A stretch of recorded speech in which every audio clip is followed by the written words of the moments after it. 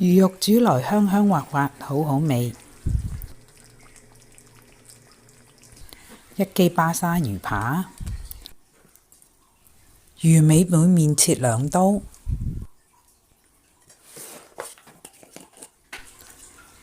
一湯匙瑪莎拉香料，1茶匙鹽，攪勻，油擦喺魚扒兩面，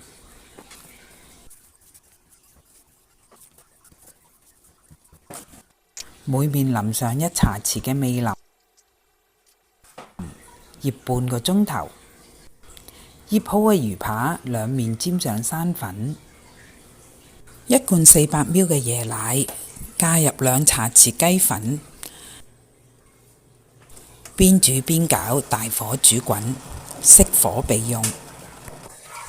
大火熱鑊以下4湯匙油，油熱放入魚扒，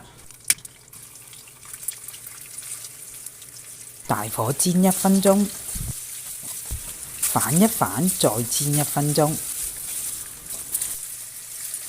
加入煮好嘅椰奶，蓋好轉細火煮12分鐘。10g 新鮮9層塔葉，蓋好，熄火焗1分鐘，咁就做好啦。